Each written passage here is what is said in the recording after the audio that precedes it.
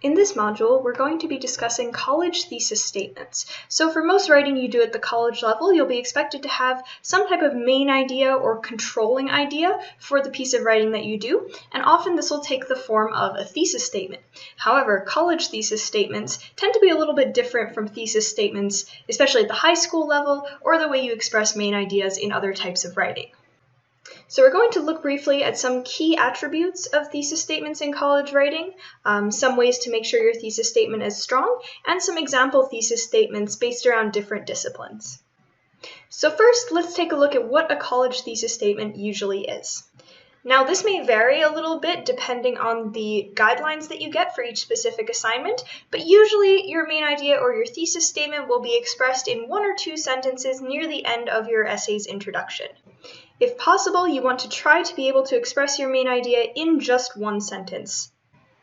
And the ultimate goal of a thesis statement or main idea is to express the core idea of what you're writing about. So you don't want it to just be mentioning the overall topic.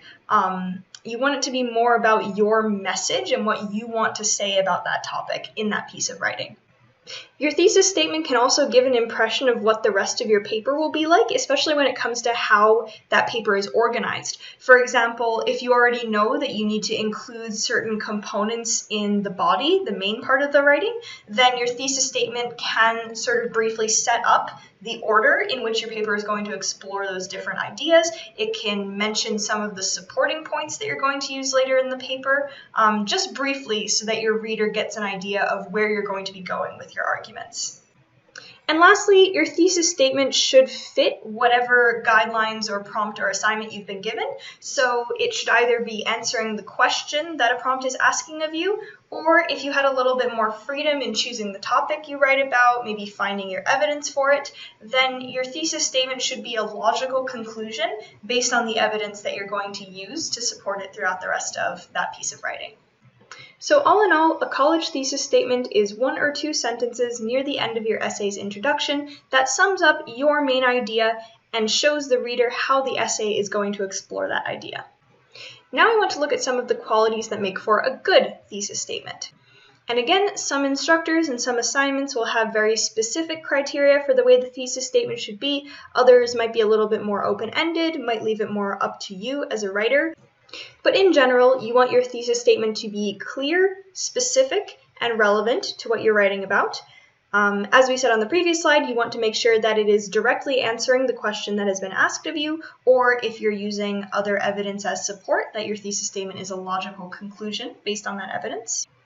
You also want to make sure your thesis statement has a good scope for the length of the paper. And what's meant by that is you don't want a main idea that's so broad that you can't prove it all in one paper, or so narrow that you're going to run out of things to say and not be able to meet a word count that you might have, for example. So you want to find a main idea that gives you the right amount of stuff to discuss so that you can really prove your idea and make your case convincingly within sort of the guidelines that you've been given.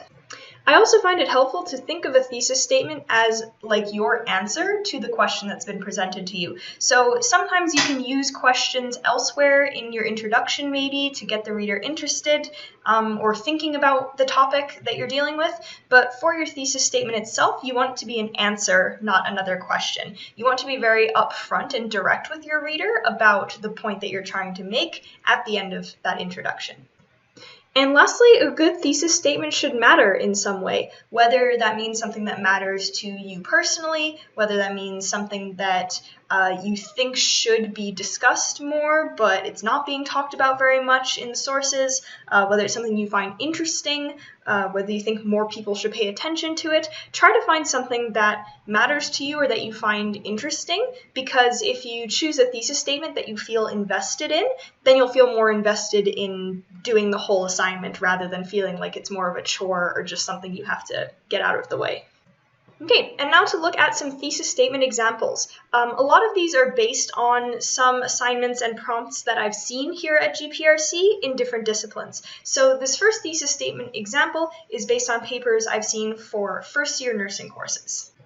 And it goes, the purpose of this paper is to explore how the concept of stress influences the nursing profession, specifically with regard to burnout among new nurses. So one thing to note here is that for certain disciplines, certain majors and courses, it will be okay to start your thesis statement in this type of way, saying the purpose of this paper is, or in this paper I will discuss. You can be pretty direct about it and get right to the point.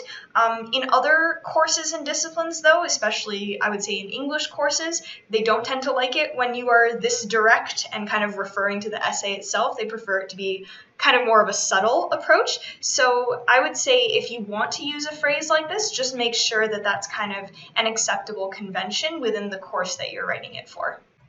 I'd also like to emphasize that all of these examples are just exactly that, samples. You don't need to follow this exact format in order to have a good thesis statement even within these disciplines, and definitely don't take the exact words of any of these because that can be considered plagiarism. They're just to give you general ideas of the ways that thesis statements can look for different types of prompts and assignments. Okay, and the second one here is based more on assignments that I've seen for business communication courses, and it goes, although outsourcing does lead to short-term financial benefits for businesses, it has profoundly negative consequences for worldwide politics, economics, and human rights in the long term. So in a paper like this, the prompt might have been something like, what are the benefits and drawbacks of outsourcing? Should we be outsourcing more or less? Why? It may have asked a few different questions like that. But then as you can see, this thesis statement clearly takes a position on the matter, even though it's kind of saying, although it does have some benefits, we're going to be focusing on these drawbacks for the paper. And then what it also does near the end of the thesis statement, when it mentions those 3 points where it goes worldwide politics, economics, and human rights, that kind of serves to set up the way the rest of the paper is going to be organized. So if I read this thesis statement, I would then expect there to be body paragraphs or sections in the main part of the paper that first talk about worldwide politics, then economics, and then human rights.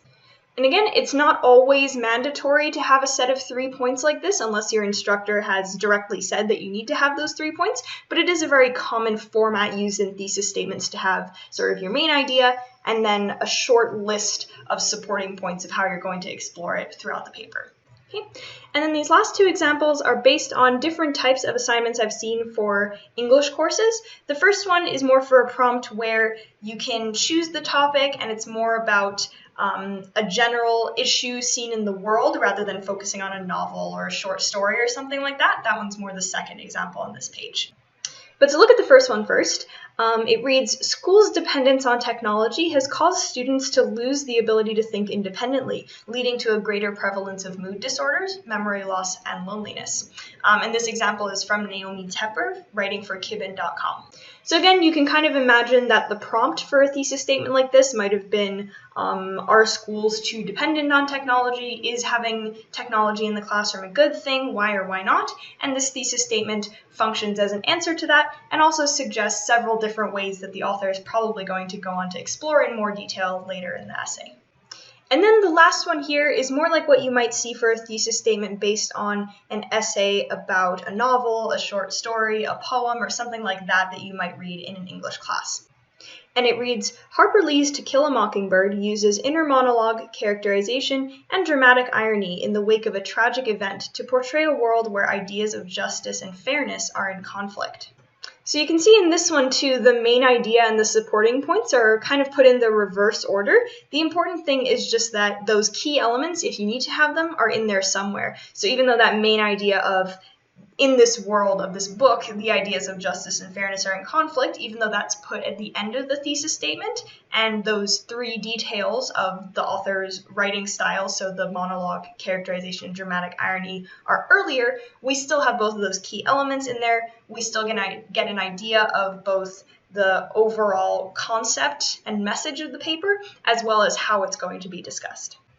So that brings us to the end of our specific examples for thesis statements. If you want to learn more about writing college thesis statements, I would recommend checking out the page on our Writing Your Paper LibGuide devoted to thesis statements, which has a longer video as well as additional examples and tips to writing thesis statements for college papers.